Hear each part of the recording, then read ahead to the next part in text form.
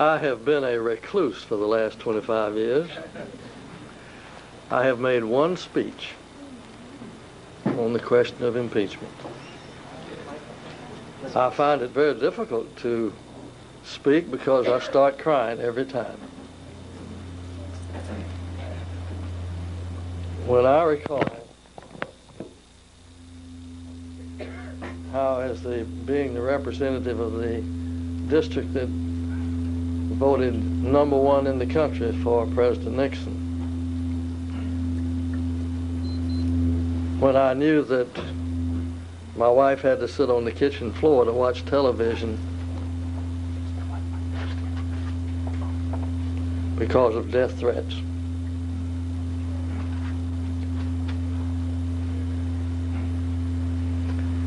I have not chosen to be reminded of that by yapping about it. What you just heard was former South Carolina Democratic Congressman Jim Mann speaking to a LaRouche meeting in Baltimore on December 18th, one day before the U.S. House of Representatives passed 3 articles of impeachment against President Clinton. Congressman Mann earlier was a ranking Democratic member of the House Judiciary Committee when it considered articles of impeachment against then-President Richard Nixon. And in the segment you just saw, Congressman Mann describes the trauma that the impeachment of Nixon, or near impeachment of Nixon, involved. You'll hear him again later on the show comparing that attempted impeachment with the just concluded impeachment and forthcoming trial of President Bill Clinton. Now, Americans, don't kid yourself about this trial in the Senate. Don't believe the media that's telling you that there'll be a fast acquittal or some kind of compromise on censure. Nothing could be further from the truth. In fact, the president's situation in the Senate is far worse than it was in the House. A month or two before the House began its impeachment proceedings, there were 50 zealots of the type of Tom DeLay and Congressman Henry Hyde, who already had made up their mind for impeachment, which is 1/10 of the House. In the Senate today, there are 20 senators, the same sort of generally pro-slavery Confederate Republican senators for the most part, who have already made up their mind for impeachment, which is 1/5 of the Senate. There's only one senator who outrightly defends the president and says that there should be no impeachment and no censure, and that's Senator Tom Harkin. To my knowledge, there is no other senator who is saying that. All the others are saying either impeachment or censure. And what is censure? Censure, the way they present it, involves a written admission by the president of criminal wrongdoing, which, whatever they may say, these same guys, under orders from others, are going to use any written admission of guilt as an excuse to drum the president out in a conviction, throw him out of office, regardless of what they promise in advance. So this is an extremely serious situation. It's a cold coup against our form of government, our 200-year-old form of government. You could equally well call it the bloodless assassination of a popular president, like that of John F. Kennedy. The only difference is that that one involved a lot of blood. A popular president who has the full support of 3/4 of the American people, who have elected him twice, is about to be thrown out of office, in effect, in a bloodless assassination. And this one is far more serious than the assassinations, if you can believe it, of President Lincoln, of President Garfield, of President McKinley, of President John F. Kennedy. Far more serious because the world situation in which it occurs is a far more serious crisis, and the need for the leadership which can only be provided by a sitting American president is far greater than it was in the days of President McKinley, Kennedy, Lincoln, Garfield. Now, who is behind this bloodless assassination of a popular president? It's exactly the same people who, since the birth of our republic, have been determined to overthrow and destroy our form of government. The Southern slaveholders, even though they don't officially hold slaves anymore, many of them defend those sorts of practices. The Southern slaveholders, the traitorous Wall Street bankers, like Wall Street Journal editor Bartley, who was one of the key dogs leading the pack against President Clinton, and to the extent they haven't died off through homosexual practices, the traitorous bankers of Boston, formerly the Essex Junto, which sought to compromise with the British and divide this country in parts in the early 19th century. And behind them, as in all these previous occasions, is foreign masters, the European oligarchy led by the British monarchy. Now let's turn to another related question which we'll be taking up. If Clinton is convicted by the Senate, and he will be unless the American people get up on their hind legs now and prevent it, if President Clinton is convicted by the Senate, the President of the United States will be Albert Gore, Jr. Who is Albert Gore, Jr.? Just who is he? In fact, nobody knows. The only things the American people know about him, if they think about it, are two things. One, that he's an eager consumer of every ecological, information age, faddish, new age quackery. That he really believes this stuff, and in fact his belief in these faddish, new age theories exceeds his compassion, his belief in the actual lives and needs of human beings, unlike President Clinton. If you think about Gore, you know that. For instance, Ted Kaczynski's letters, the Unabomber's letters, before he planted his bombs, involved lengthy quotations from Al Gore's book, Earth in the Balance. So you know that about him. The other thing you know about him is that he's an extremely ambitious man. Remember, he ran for president, although he's obviously unelectable. He's a man who would very much like to be president. So, taking off from there, let me say that you're listening to EIR Talks. My name's Tony Papert. With me is Jeffrey Steinberg, the counterintelligence editor of EIR. And Jeff, taking off from what I said, I know that EIR research has shown that Al Gore is not his own man, which is otherwise pretty obvious, and that behind him is a secret committee which is actually determining his actions in this crisis. Could you tell us about that? Sure, Tony. Well, first of all, believe it or not, one of the key players in this secret committee effort is none other than Henry Kissinger. Kissinger, who is a self-confessed British agent, in his own words, in a speech that he gave at London Chatham House, the headquarters of the Royal Institute for International Affairs, May 10th, 1982, Kissinger boasted that he was far closer to the British Foreign Office and to the British monarchy during his incarnation as a public figure in American life than he ever was towards his own State Department or White House. And of course, Kissinger was Mr. Inside in the insurrection that brought down the Nixon presidency. As you'll see in the Jim Mann discussion that follows later on, there was indeed a smoking gun involving President Nixon's crimes, but nevertheless, there was an inside-outside setup to bring down the Nixon presidency, and Kissinger, along with Haig, was a key insider. Now, on October 15th of this year, Kissinger wrote an article that was published in the Daily Telegraph, the flagship newspaper of the British-based Hollinger Corporation, one of the major British monarchy-linked international media cartels. The Hollinger Corporation, very close to Prince Philip, more or less the house organ of the House of Windsor, has been leading the attack against the Clinton presidency since even before President Clinton was sworn into office in January 1993.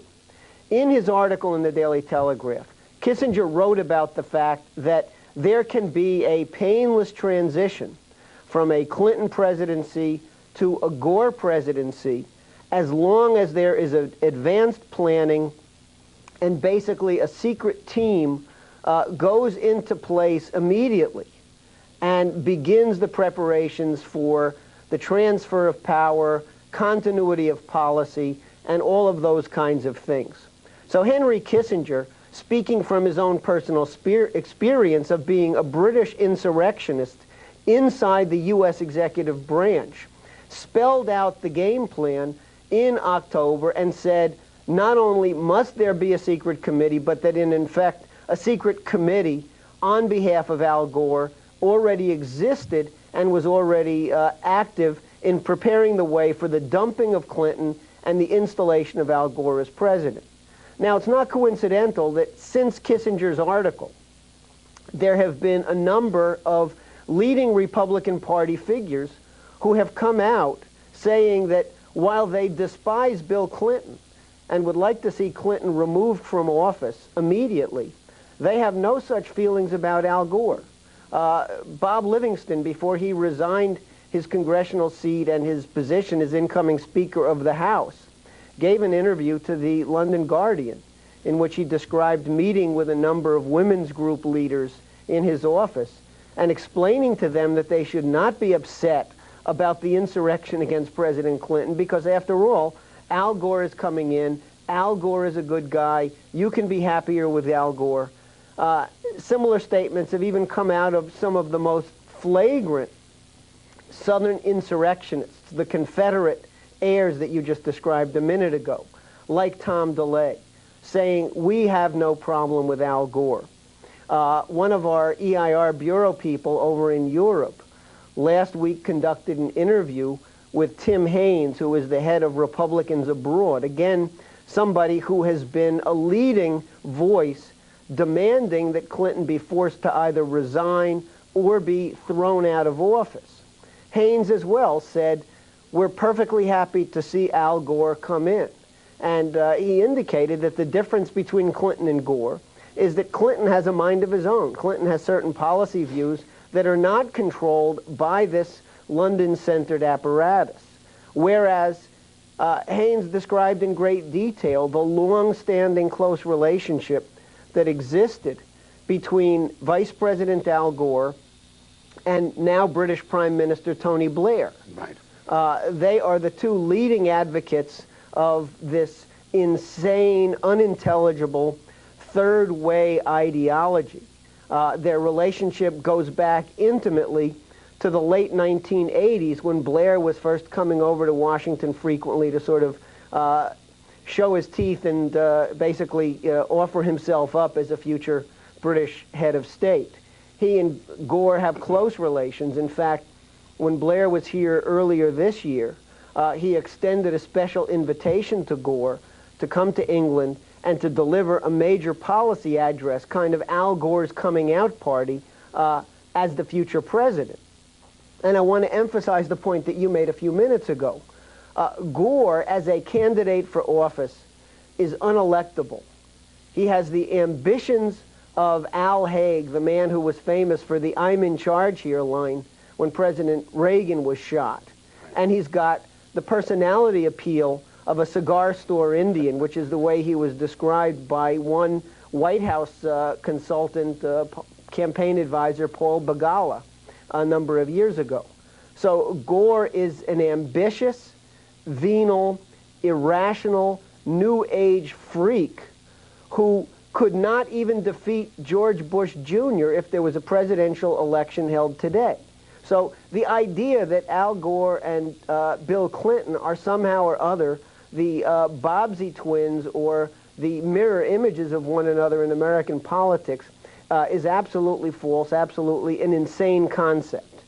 Now, after Kissinger's October 15th announcement of the secret committee concept, another member of the Kissinger team that was part of the inside overthrow of Richard Nixon, a man named Clay Whitehead, wrote an op-ed that was published December 15th on the op-ed page of the Wall Street Journal.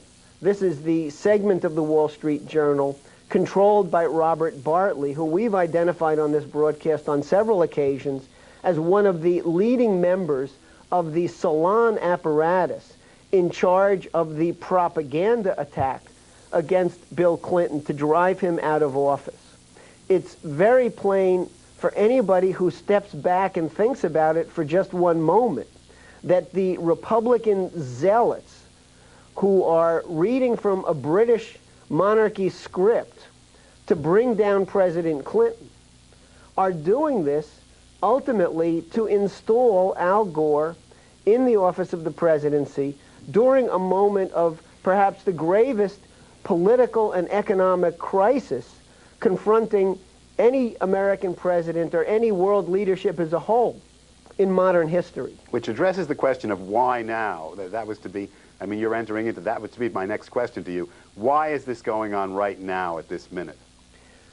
For one thing, we are in the midst, we're already well into the worst monetary and financial crisis in modern history.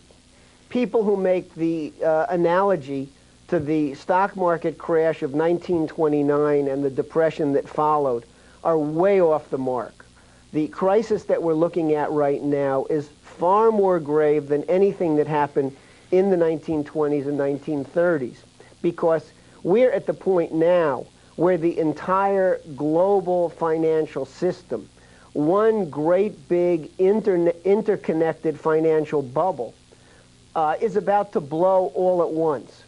We've seen this process unraveling, just as Lyndon LaRouche has been warning for years, over the course of the past 18 months or so. It began at the early part of 1997 with the Soros et al. Speculative assault against a number of vulnerable currencies of the so-called Asia Tiger economies. Again, right on schedule as LaRouche forecasted, the Asia crisis, which was always a global crisis first and an Asia crisis second, soon spread. By the summer of this year, we had the full-scale financial explosion in Russia. And for a period of time, Russia had to declare a temporary moratorium on any international debt payment. This created a major further crisis in the global system. We saw a massive contraction of global credits coming into the early fall of this year.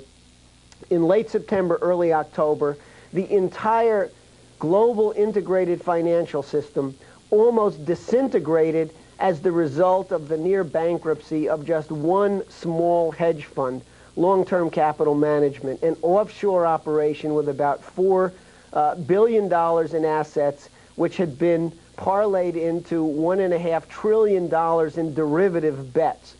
That one small, relatively minor company almost brought the entire global financial system down in one blow. That problem has not been solved.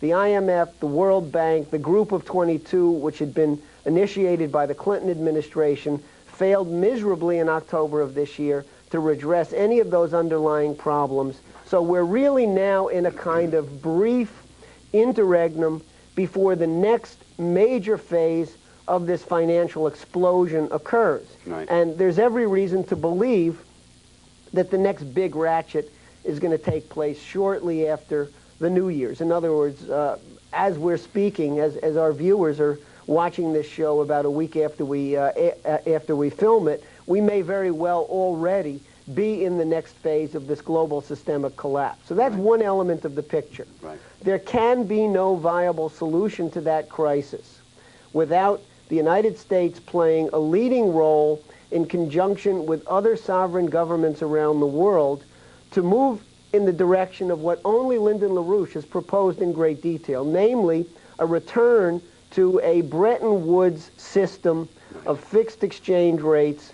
We're going to have to write off the vast percentage of this mountain of international debt.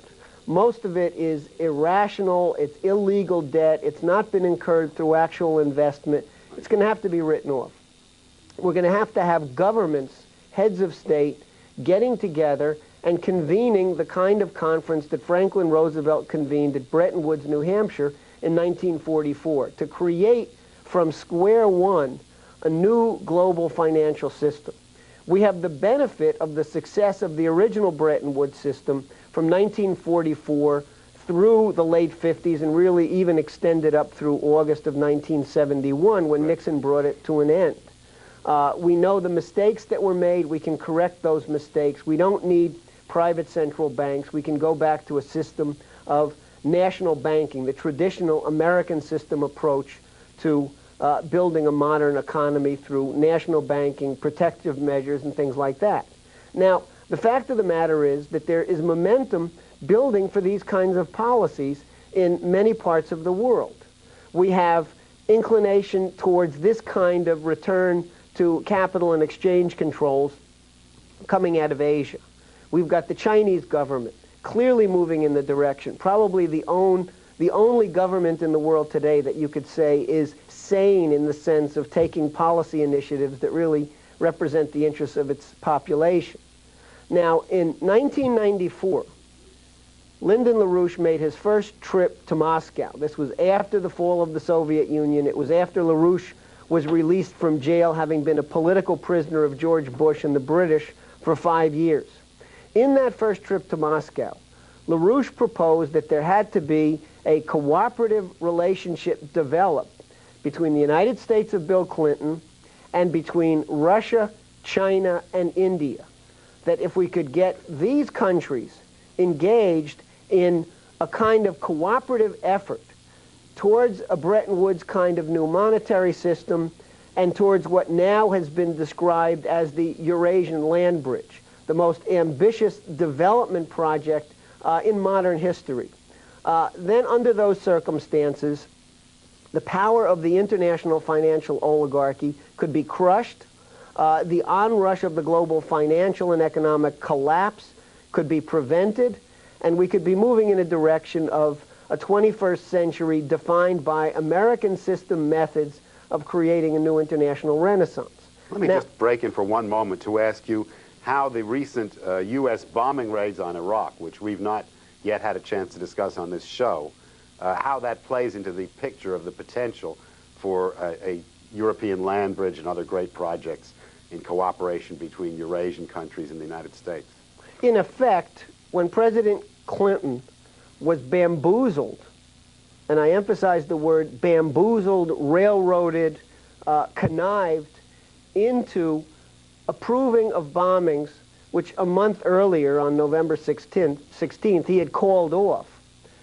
This, in effect, severed the United States from this process of building an alliance among sovereign nation states to move forward with the land bridge and New Bretton Woods policy. Up until that point, in his own highly limited fashion, President Clinton had been moving in steps in that direction. The high point of the Clinton presidency in terms of foreign policy, and perhaps in terms of any policy accomplishment at all, had been the building up of a strategic partnership between the United States and China. This had been accomplished through the summit in 1997 when Chinese President Jiang Zemin came to Washington, and then, of course, in the spring of 1998, President Clinton's return visit to Beijing. This represented the clearest indication that President Clinton was not hostile to the ideas of LaRouche and to this land bridge concept. The president had also voiced concern that the Russian situation had to be dealt with, in his words, with less shock and more therapy. He was referring to the International Monetary Fund's policy of imposing brutal austerity on Russia to effectively destroy Russia as a sovereign nation state. Clinton, by impulse, was opposed to that. Unfortunately, very often, President Clinton's good impulses are not matched by his deeds, in part because in his own baby boomer way, he seeks political consensus and therefore tends to give far too much ground to his advisors. So here we had a situation where in the past several months, President Jiang Zemin of China went to Moscow. He met with President Yeltsin, and far more importantly, he met with Prime Minister Primakov. They talked about a China-Russia strategic partnership for economic development to help Russia recover from a decade of Thatcher, Bush, IMF tyranny. Then, right from Russia, after giving a profoundly important speech to Russian scientists at Novosibirsk, in which President Jiang Zemin endorsed the principle of man in the living image of God and the importance of scientific and technological progress as a manifestation of that outlook. He then went to Japan, and he met with Prime Minister Obuchi and established the prospect of Japan being brought into this strategic arrangement. The next development was that Prime Minister Primakov, even after the bombing of Iraq began on December 16th, he went to New Delhi, India, and on his arrival in New Delhi, talked about the need for a Russia, China, India strategic triangle for this Eurasian land bridge policy. Now, the fact of the matter is that the bombing of Iraq was a decisive moment. It was one of the critical events in the coup d'etat against President Clinton. It severed the relationship that the president had been building up with governments of these Eurasian areas that we've been talking about, Russia, China, India. Right now, the United States appears to be firmly in the grips of the insurrectionists and firmly in the grips of this Anglo-American policy of the sort that we saw when George Bush and Maggie Thatcher were riding high. So we're in a situation right now where the United States is being correctly viewed by Russia, China, India, other countries in the Arab world as in the grips of an Anglo-American imperial control which threatens world peace on a grave scale. Now, EIR's Washington, D.C. reporter Suzanne Rose asked exactly this question of National Security Advisor Sandy Berger at a December 23rd press conference at the National Press Club. Let's turn to that briefly. Suzanne Rose, EIR News Service. Mr. Berger, given the condemnation expressed by the Russian government and the condemnation and shock expressed by the Chinese government toward these actions, what will be the repercussions of our foreign policy, and how will President Clinton deal with the near unanimous outcry in the Arab world, many of whom see these actions as leading to a new confrontationist unilateral foreign policy and see the actions as being based on a fraudulent report by Richard Butler? I appreciate that objective question. First of all, I think that we have been pleased by the support we have received around the world, from countries in Europe, from countries in Asia, in fact, from countries in the Gulf. 2 days before our action, the Gulf Cooperation Council passed a resolution calling upon Saddam Hussein to comply with his obligations and making it very clear that he and he alone would bear the consequences and the responsibility for any actions that were taken because he failed to comply with those resolutions. I would point to you some of the statements that were made even since the strike by the government of Saudi Arabia. So I think in general we have received good support. We knew there would be governments like the Russian government, the Chinese government, that would oppose the use of force. But the United States has to do what it believes is in our national interest and what it believes it must do as the leader of the international community, sometimes without regard to the fact that some of our friends will disagree with it. Jeff, what's your evaluation of that exchange? Berger's lying. And you can see from the pained look on his face that he really knows that he's lying.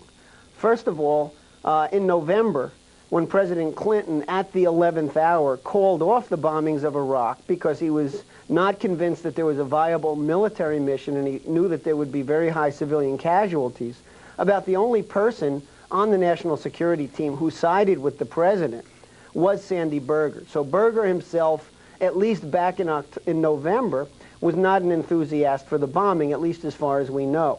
Now, what happened is that from the moment that Clinton said no, the British government, in conjunction with people like Madeleine Halfbright and most emphatically Vice President Al Gore from inside the government, in other words, this secret team that Kissinger has been saying is in the transition power, have been plotting to make sure that the bombing did happen at the next available pretext.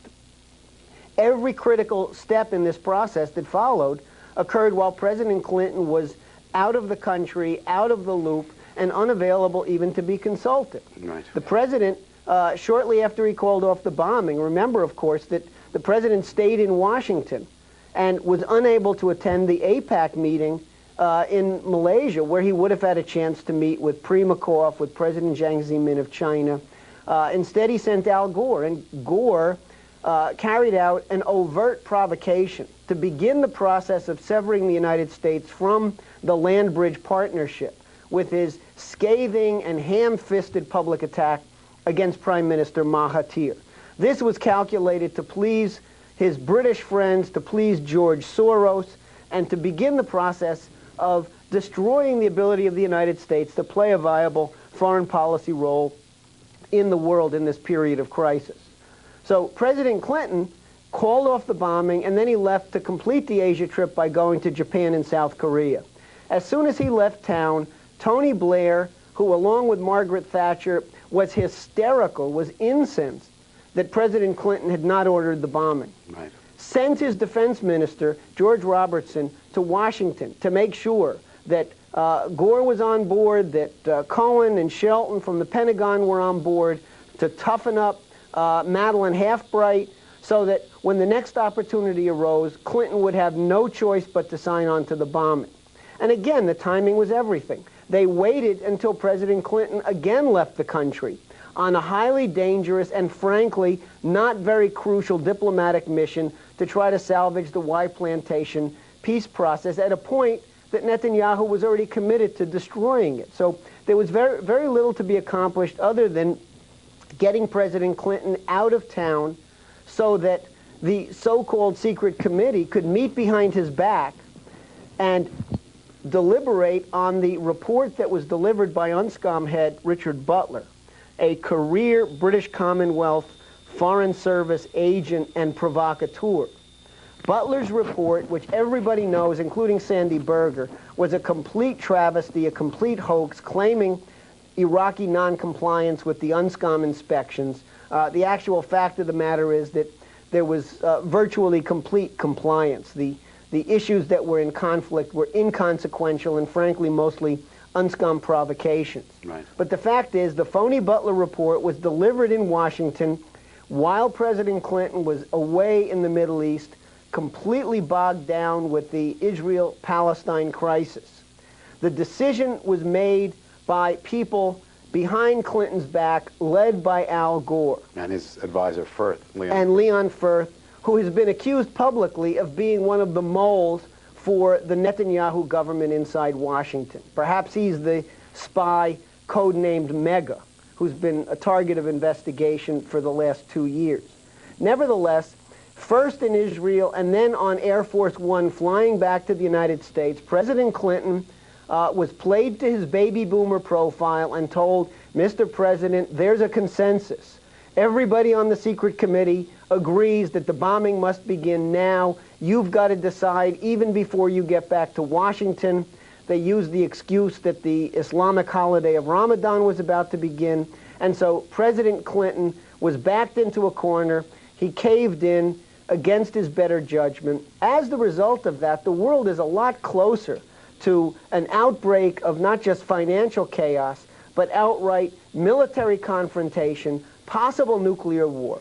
When Clinton failed to stick to his guns and say no bombing against Iraq, this was a message to Russia, to China, to the Arab world, to other really serious potential allies all over this planet, that he had become a captive of the process of the impeachment coup against him. Right. Russia is now openly talking about the fact that they're going to be expanding and deploying a new generation of intercontinental ballistic missiles with nuclear warheads. This is something they were going to do, but it would have been a quiet, inconsequential thing.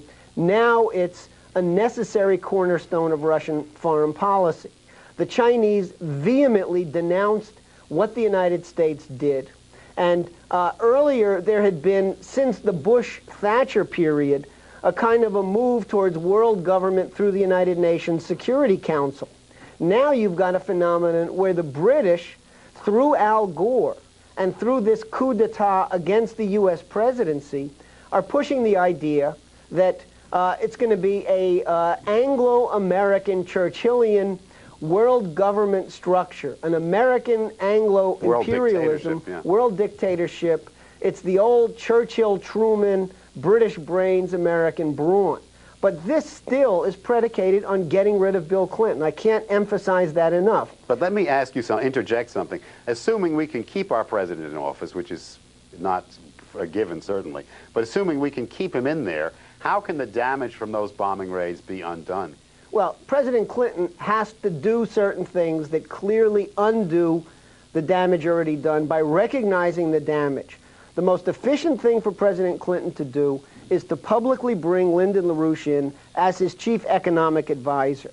Any kind of public signal by President Clinton that he's going back to a LaRouche-vectored policy, which was an impulse, an incomplete, not fully elaborated impulse, but nevertheless an impulse that he was moving in for various moments in his presidency. If he does that now, then, and only if he does something like that now, are we going to be able to convince Primakov, Jiang Zemin, the Indian government, the leaders of the Arab world, that the president is serious about correcting his mistake and serious about fighting? The other thing is that we're now on a countdown hair trigger for a possible nuclear confrontation in the Middle East. We have the collapse, so-called, of the Netanyahu government, but in reality, Netanyahu orchestrated his own collapse. Why? Because we now have a period in which he has absolutely zero accountability. Elections are set for May 17th. There are already 5 candidates running. In all likelihood, there'll be a need for a runoff, which means second elections June 1st. So we're going into a 6-month period when the issue of the final status talks between Israel and the Palestinians was to have been completed under the original Oslo calendar. That's now gone to the wind. But what we've got is a Netanyahu-Sharon combination, and we may even have Sharon now stepping in and asserting that he's in charge even over Netanyahu. He may run for prime minister against Netanyahu. So you've got these lunatics with their fingers on the nuclear button, talking about Iraq as the enemy image for Israel, and with no checks and balances. There is no, in effect, Knesset vote of no confidence. It already happened. We're in an election period. And so Netanyahu is a wild card. Now, the only thing that President Clinton can do, and this is again something that Lyndon LaRouche has said publicly in his own name, right. The only thing that President Clinton can do is announce immediately the cutoff of all American aid to Israel until Israel comes into full compliance with the Wye Accords. Just because there's going to be early elections does not mean that the signature that Netanyahu placed on the Wye Accords agreements is any less valid than it was when he was forced to do that several months ago. So these kinds of measures, bring LaRouche in.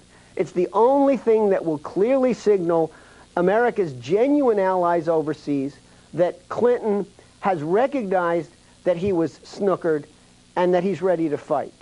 Now, once before an American president did that. Ronald Reagan adopted Lyndon LaRouche's idea of the Strategic Defense Initiative. He went public with it. It almost transformed the world definitively. Reagan was overwhelmed by everything short of an internal cold coup by the Bush-Thatcher forces, which prevented the full realization of the economic dimensions of LaRouche's SDI.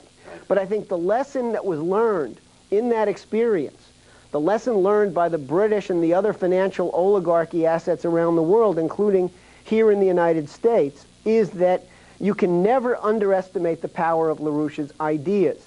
And as long as there's somebody in the White House who has an ounce of intelligence, an ounce of integrity, an ounce of patriotism, an ounce of brains, there's the danger in a crisis that LaRouche's ideas and LaRouche as a personality will be brought in. This is, I think, more than any other reason why it is that everybody out there has got to understand that this insurrection against President Clinton is not something that's going to be smoothed over and settled by the more gentlemanly parliamentary procedures in the U.S. Senate. Everyone in the Congress, everyone in the Senate who can be blackmailed by the FBI, who can be blackmailed by London, who can be prevailed upon by the Wall Street, Confederate, Boston Brahmin apparatus. In other words, a majority of people in this Senate, they are going to come under the greatest pressure that they've ever experienced in their lives to bring down Clinton, to install Gore because Gore is the firewall against the United States playing a positive role as this crisis unfolds. Right. A crisis that means dealing with the global financial eruption that we can expect on our doorsteps any moment. It means dealing with the menace of a nuclear war showdown in the Middle East. It means dealing with the phenomenon that the Russians, the Chinese, the Indians are being driven to turn their backs on the United States that seems to be in lockstep with the British oligarchy. Right. So that's the stakes in this fight. So will the American people permit the destruction of a 200-year-old form of government? This is the oldest republic in the world. Will they permit the destruction of their government over the next few weeks or months at a period when the destruction of this Republican form of government will mean almost certain nuclear war and economic devastation, and in fact, decades, if not longer, of reversion to lower population levels, depopulation, a dark age, an eclipse of civilization. Under these conditions, will the American people permit their president to be, in effect, the object of a bloodless assassination? And it's really up to the American people. Tony, I want to say only the American something. people can decide it. I think that's the critical point right now. President Clinton is being pressured by this secret committee, by the Gore team. Remember, Gore stepped in last week and said, I'm going to play a pivotal role in the defense of the president. I'm going to play a role in the Senate. Now, that's unconstitutional. The Constitution clearly spells out that the Chief Justice of the Supreme Court presides over these impeachment proceedings. So Gore is jumping in there. He's showing his ambition. He's wearing it on his shirt sleeve. He wants to be president. He can't be elected president, so he can only become president over the political corpse of Bill Clinton as an instrument of a coup d'etat that he's merely a prop in. He's not smart enough to actually carry this out, but he's venal and ambitious enough to want this more than anything else. Now, He's a tool. That's right. Every time President Clinton has fought, when he came out and he said, I will not resign, I will be in office until the last day of my elected term, that's the point at which the American people jumped to his defense. His support for remaining in office jumped from like 66% to 75% overnight.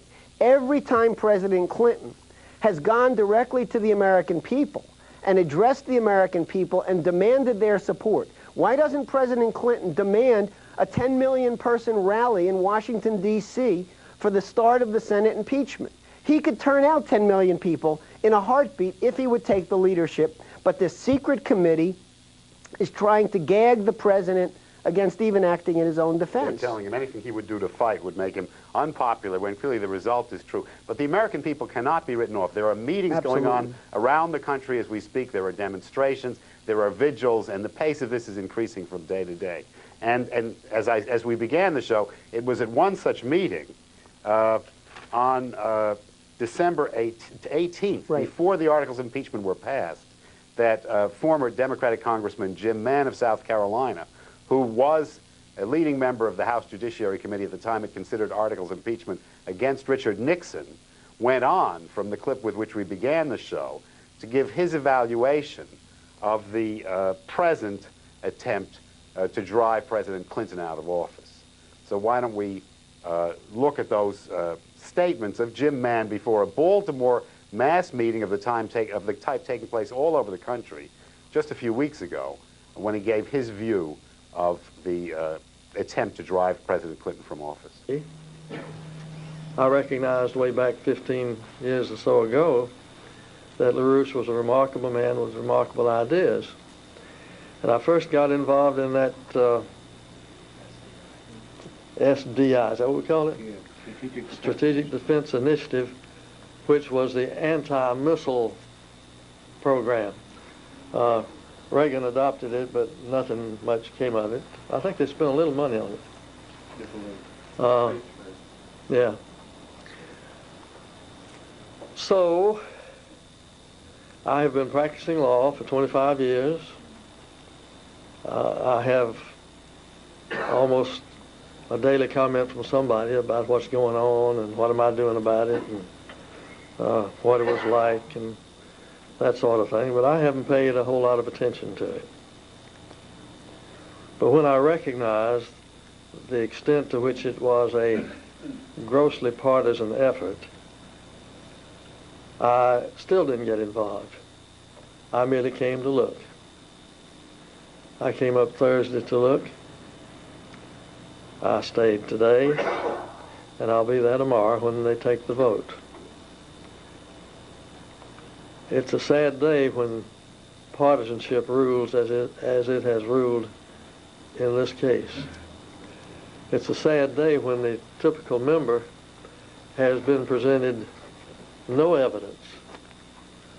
The typical member may have had some exposure to the Ken Starr presentation, which was made to the Judiciary Committee.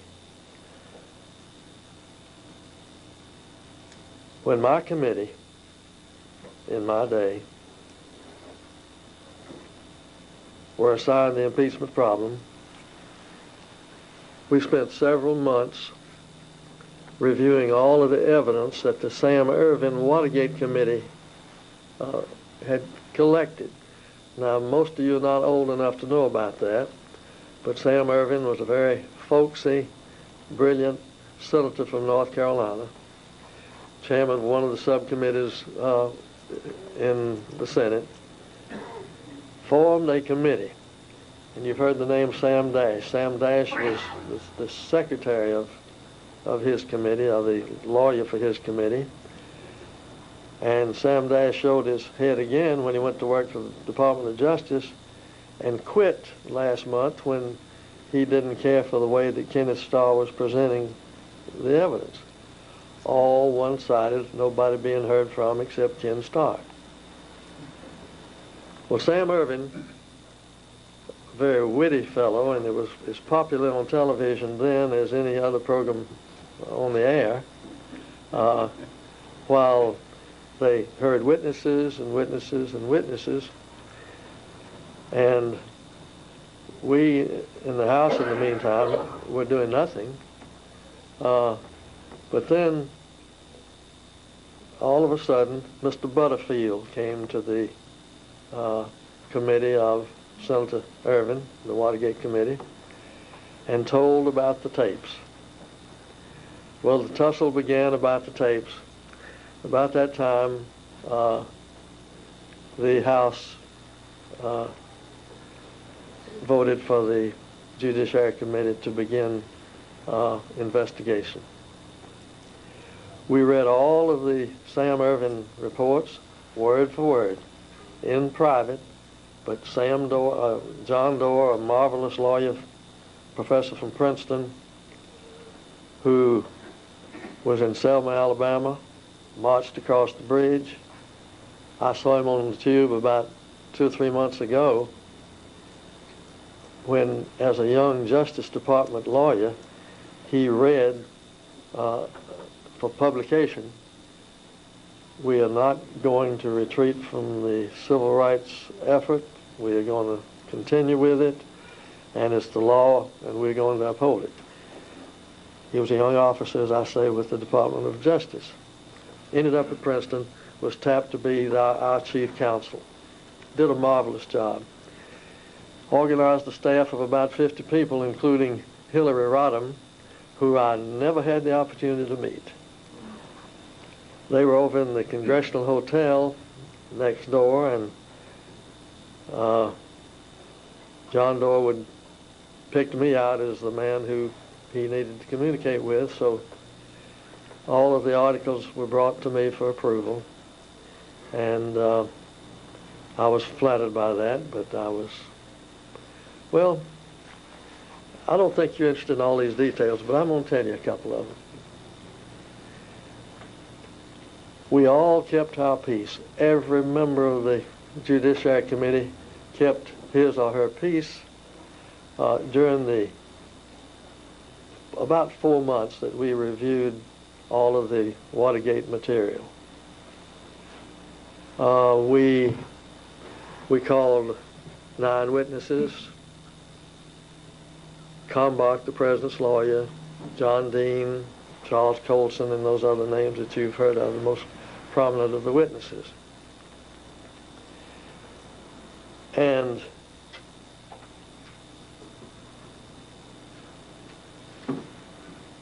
we started preparing the articles, and one day, Chairman Rodino and Bob McClory, who was the acting chairman of the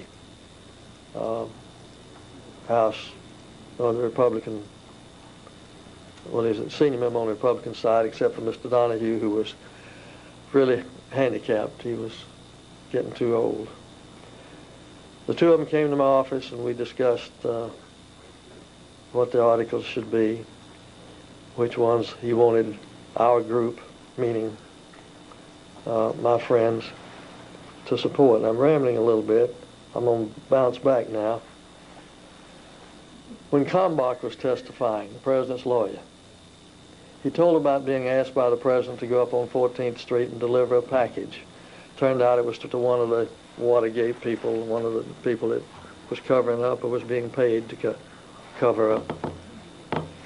And he delivered the package. He was here from California. He was the president's private attorney in California, but was in Washington because of all of these problems. And he testified.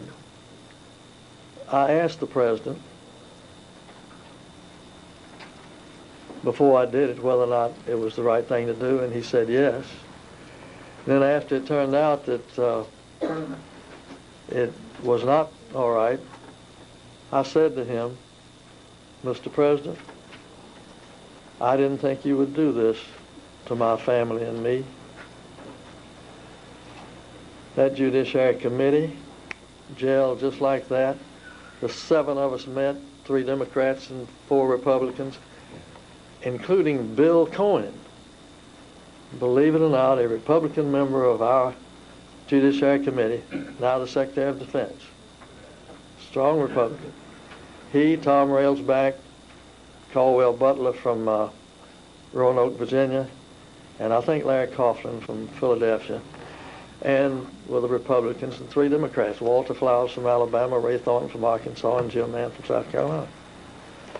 We met, we assigned duties. That's how I got assigned the duty of preparing the articles, and the race was on. It was inevitable at that time, based on what we already knew, that we were going to have to present the articles.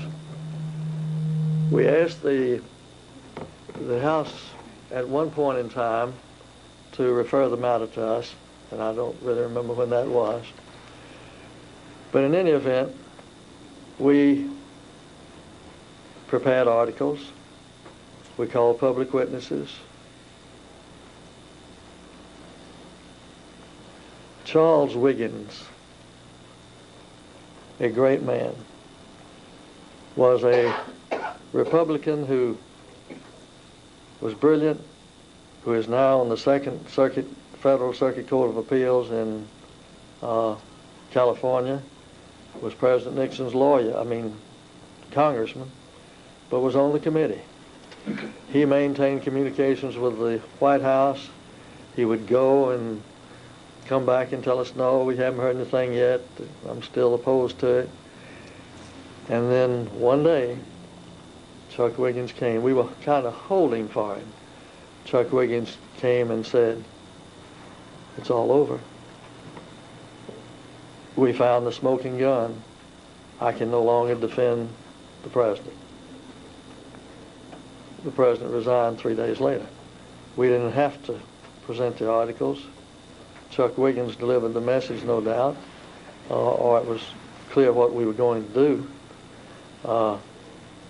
We made the public presentations that you saw some samples of just now. But Charles Wiggins,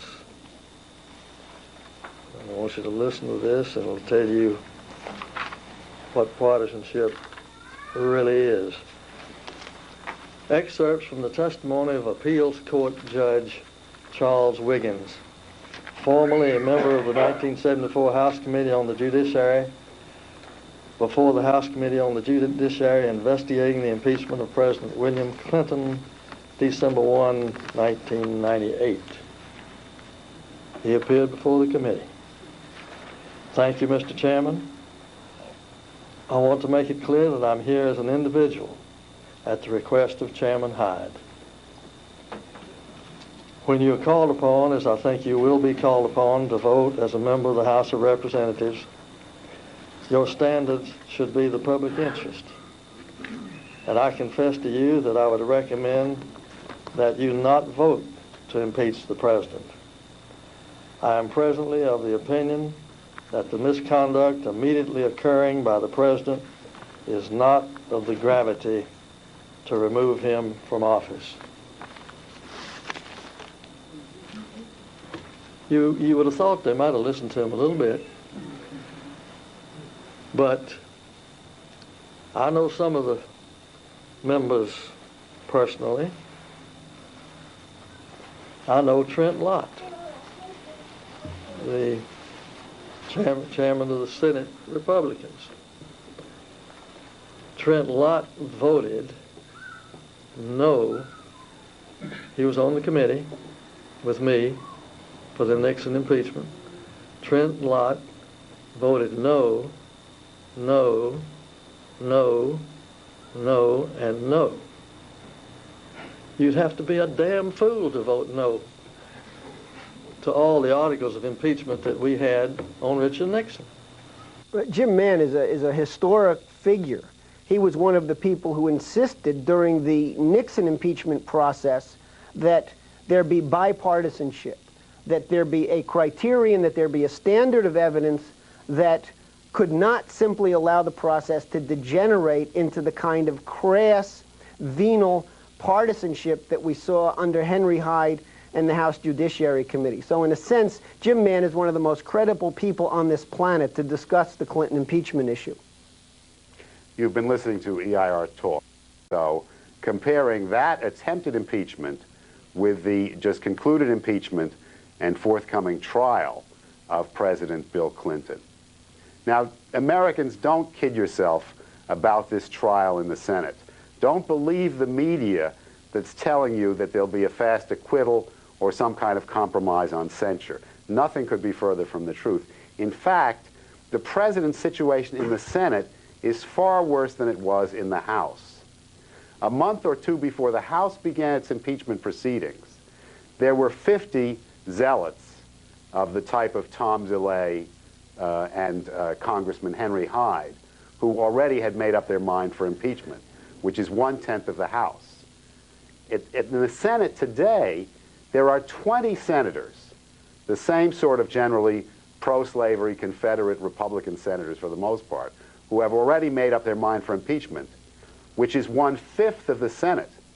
There's only one senator who outrightly defends the president and says that there should be no impeachment and no censure, and that's Senator Tom Harkin. To my knowledge, there is no other senator who is saying that. All the others are saying either impeachment or censure. And what is censure? Censure, the way they present it, involves a written admission by the president of criminal wrongdoing, which, whatever they may say, these same guys, under orders from others, are going to use any written admission of guilt as an excuse to drum the president out in a conviction, throw him out of office, regardless of what they promise in advance. So this is an extremely serious situation. It's a cold coup against our form of government, our 200-year-old form of government. You could equally well call it the bloodless assassination of a popular president, like that of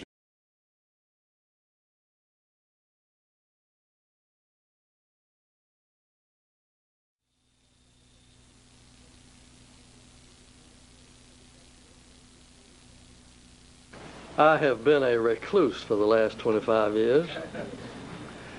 I have made one speech on the question of impeachment.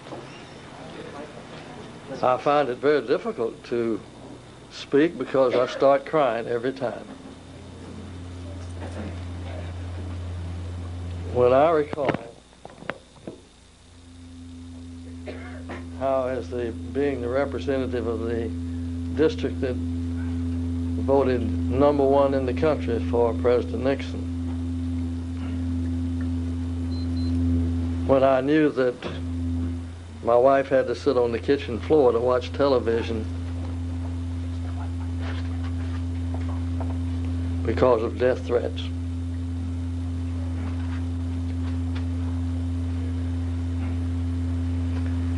I have not chosen to be reminded of that by yapping about it.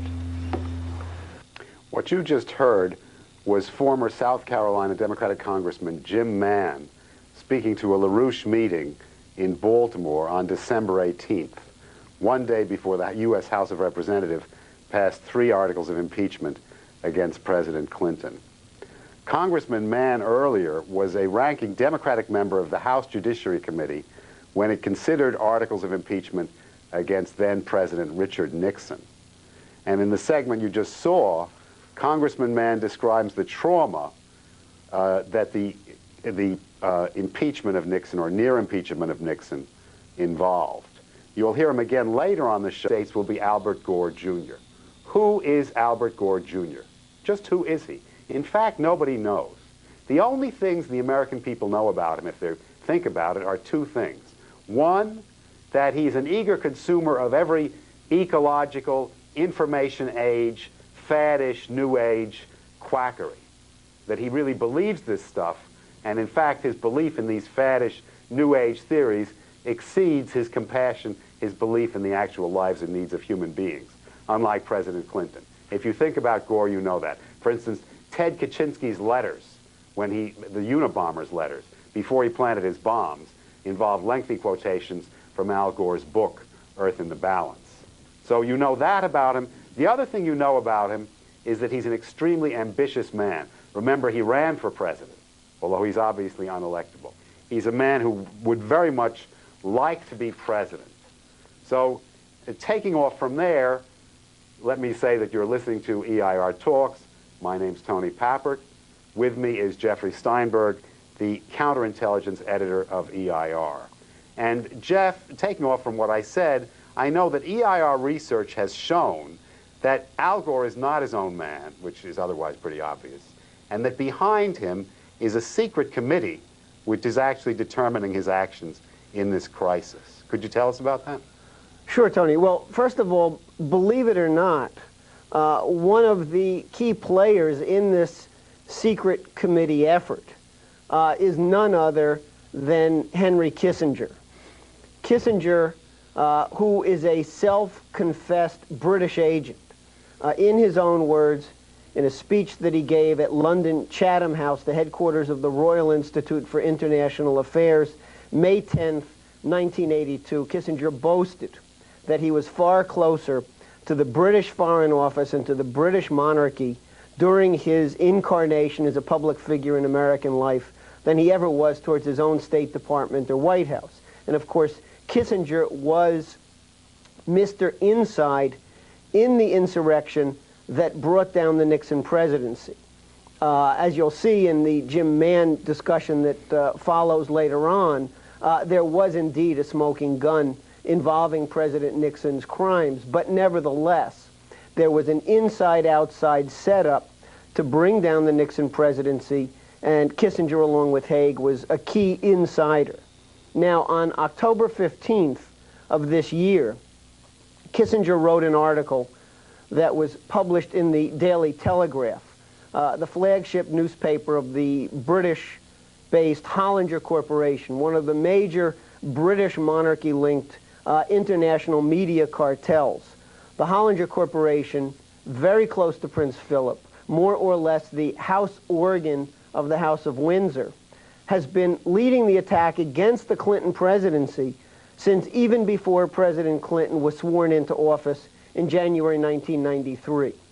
In his article in the Daily Telegraph, Kissinger wrote about the fact that there can be a painless transition from a Clinton presidency to a Gore presidency as long as there is advanced planning and basically a secret team goes into place immediately and begins the preparations for the transfer of power, continuity of policy, and all of those kinds of things.